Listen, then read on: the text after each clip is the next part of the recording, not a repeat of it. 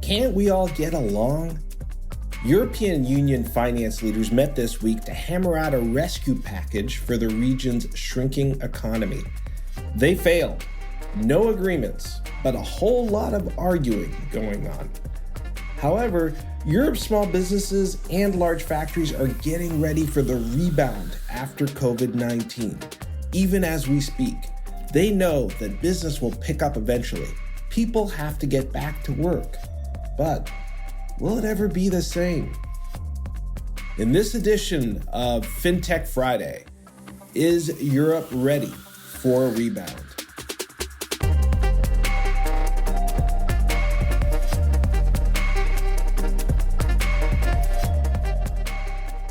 I'm Silvio Tavares here in San Francisco on April 10th, and this is FinTech Friday, brought to you by CardLinx. It's great to be with you. On the show today, we discuss how European business is preparing for a comeback, despite European governments having a difficult time agreeing on how to launch a stimulus package to fight coronavirus. This week, EU finance leaders failed to agree on a 500 billion euro package to mitigate the economic impact of the pandemic. In an emergency teleconference that lasted 16 hours, finance chiefs couldn't agree on a plan to help the economy weather an expected European recession. I thought it was called the European Union, not the European divide. But European small businesses and big manufacturers are already looking past the current lockdowns to the time when they can reopen.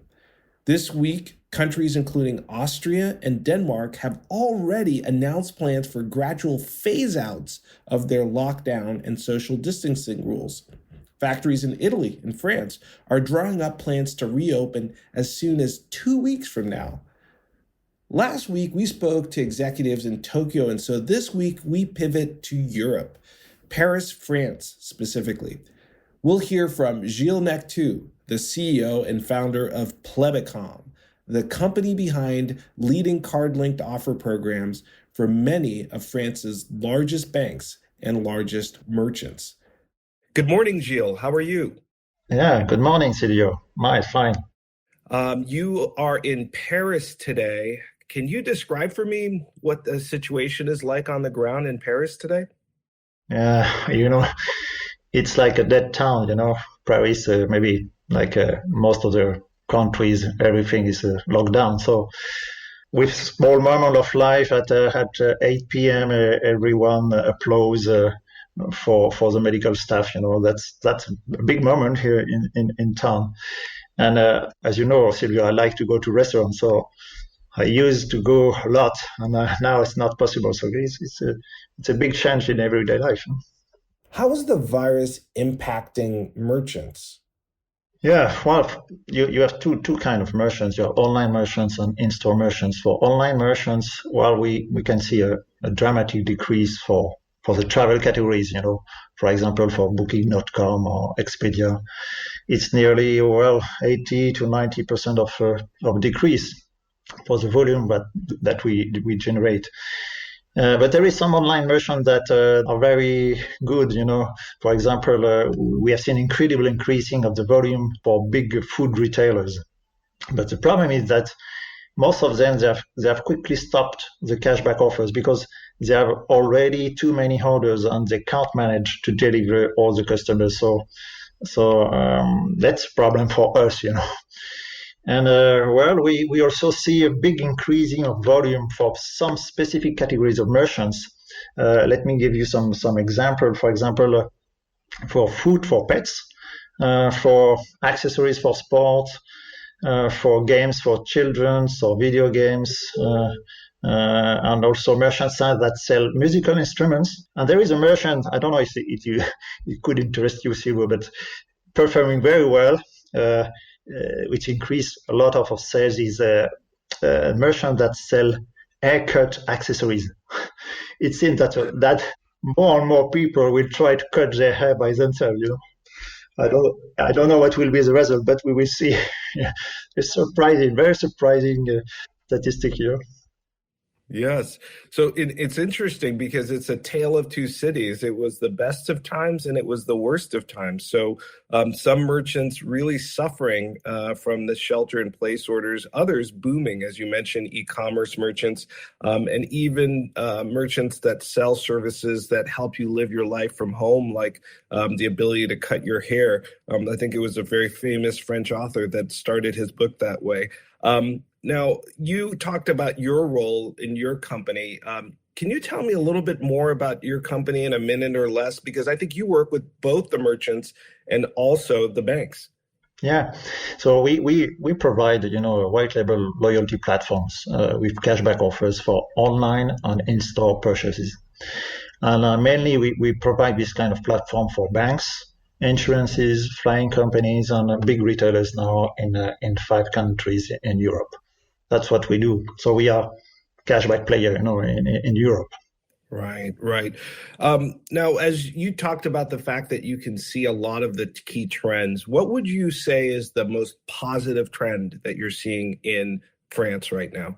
Well, as I told you, well, it's food retailers. Yeah, they are doing very very well right now. They maybe it increased their sales by twice, and that's big. It's a big challenge for them. But some statistic for e-commerce in France to share with you. Now, nearly 94% of the online merchants are still open. That's a good news. But they say that 76% of them say their sales have decreased after the 15th of March here in France.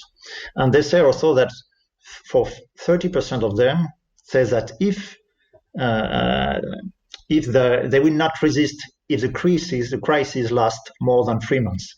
It means that 30% of those online merchants can maybe disappear, in France. That's a big problem. Well, so there is not a lot of positive sign, but some merchants are doing well, as I told you. Merchants that sell accessories for sports or games or laptop or freezer, this kind of things, they are performing well. Are there any things that people started to do more of now? And after the virus ends, they'll continue to do it? Yeah, something very surprising in France that during COVID-19, we've seen a tremendous increase of medical consultation through platform with video, and I think maybe it will change the way the consumer will buy services, avoiding the real meeting for all kind of services. For example, maybe for diagnostic of domestic problem of these kind of things. So maybe we will see a change of behavior in the way of consuming services in France. Yeah, that makes a lot of sense. Now, I'm conscious of the fact that Paris, the beautiful city of lights in which you live, is the #1 tourist destination in the world. And as we've covered on previous podcasts, international travel has really come to a standstill. Is that having an impact on commerce in Paris too? Yeah, we hope so. But right now there is nobody in the street, so no tourists, no French people, no one. So it's dramatic for all the touristic business. For restaurant, for museum, for spectacle, well, everything. But I think when we will go better in this crisis.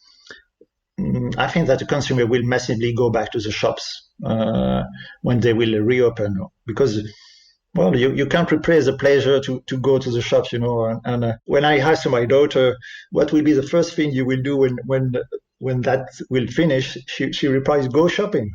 So I believe that the business will come back very quickly when everything will be okay, Yeah. And your best guess as you look at the transaction trends, when do you think business is going to start picking up? Is that something you expect in maybe a few weeks or maybe a few months? Very hard question, Depends on a lot of things that we can't measure and we don't know. But I hope that maybe in June that will be back, maybe later. My hope is the next time we see each other, we'll be able to have a nice meal somewhere in Paris. Yes. Or maybe you might even be here in San Francisco before then. But thank you very much for the insights, and I look forward to speaking with you again soon. Thanks, Elio. Thanks a lot. See you soon. Coming right up, some thoughts on what the rest of the world can learn from Europe right now.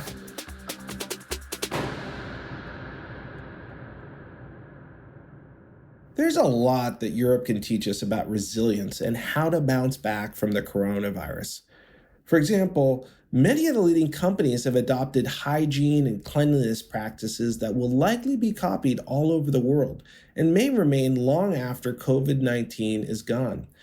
Another key development is what I call clean payments. More on that in a moment. But let's start with the clean factory development in Europe. One of the most surprising data points from this week is that while the North American and Asian economies are poised for a recession, most German factories are still operating at near 80% capacity. Many German industrial companies have adopted new cleanliness practices to enable them to continue to operate right through this coronavirus pandemic. How do they do it? Well, by staying clean.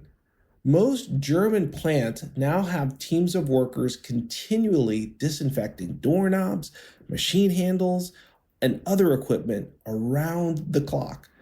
Downtime rooms have been rearranged so that factory workers can't stand closer than 1.5 meters apart.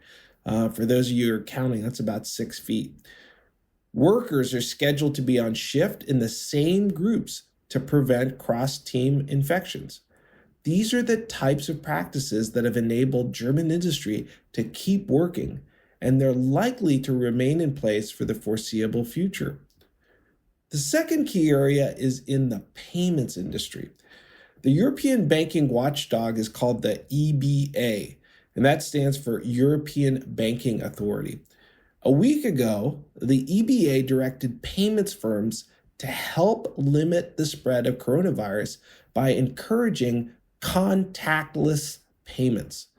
The EBA said it was directing payments firms to increase, where possible, contactless payment limits to 50 euros per transaction, as allowed under EU rules.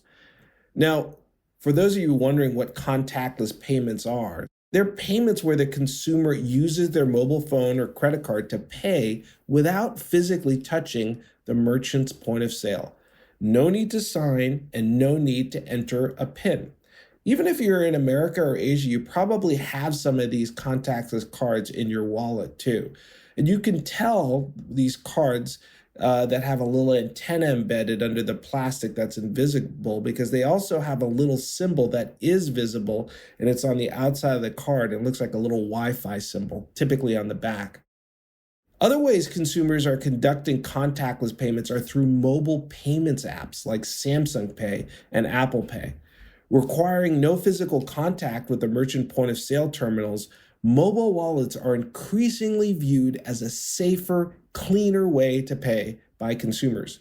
Fears that payment cards, cash, and coins may be tainted with COVID-19 and that touching in-store terminals might make shoppers sick, the use of mobile wallets is getting a huge boost right now in Europe. So that's another European trend that is likely to go global and remain as a permanent fixture, and that is contactless payments. Now, the good news for payment card issuers, credit and debit cards are the primary funding sources for mobile wallets. So an increase in mobile wallet usage is not necessarily a negative for banks and payment networks, and in certain circumstances, it might actually be a positive. So there you have it. Cleaner factories and cleaner ways to pay. Those are two good things coming out of Europe that are likely going global. For now, thanks for listening. For FinTech Friday from the CardLinx Association, talk to you next week. Take care of yourself and take care of each other. God bless you. This is Silvio Tavares signing off.